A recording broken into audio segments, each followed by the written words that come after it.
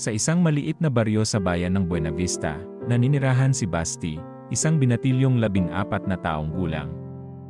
Kilala si Basti sa kanilang lugar bilang masipag at maaasahan, kahit pa mahirap lamang ang kanilang pamilya.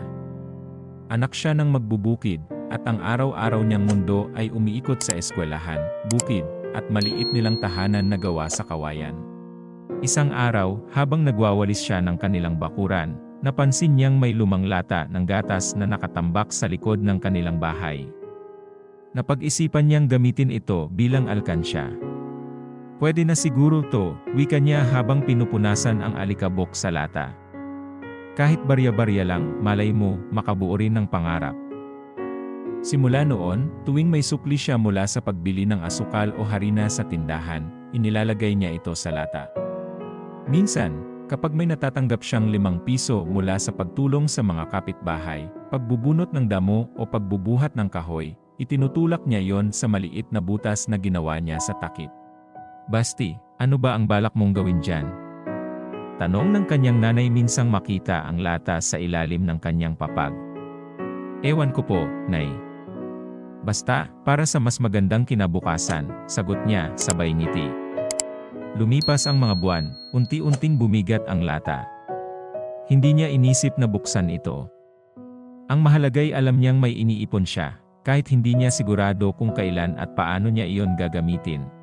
Isang araw, nagkaroon ng malaking sakuna sa baryo. Isang apoy ang mabilis na kumalat sa bahay ng kanilang kapitbahay na si Aling Pining. Dahil gawa rin sa kahoy at pawid ang karamihan sa bahay sa baryo, ilang minuto lamang ay natupok ang buong tahanan ni Aling Pining. Naiyak ang matandang babae habang pinagmamasdan ang mga naabo niyang gamit. Walang natira sa mga gamit ni Aling Pining. Wala silang perang pambili ng pagkain o muling pagtatayo ng bahay.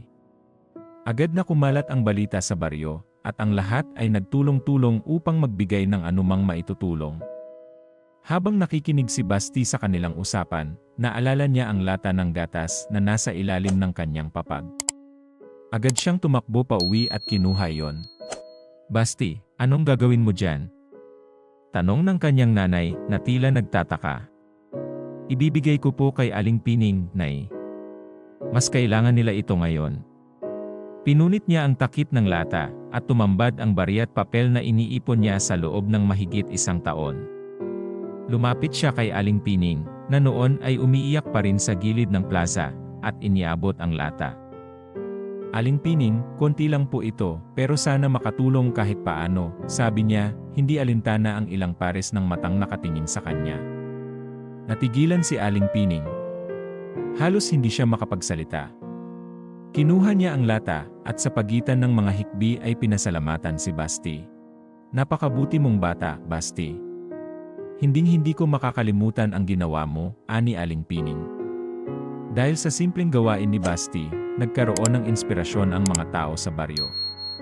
Ang iba pang residente ay nagsama-sama upang mag-ambagan ng mas maraming tulong para sa pamilya ni Aling Pining. Ang maliit na baryang naipon sa lata ng gatas ni Basti ang naging simula ng pagbangon ng pamilya ng matanda.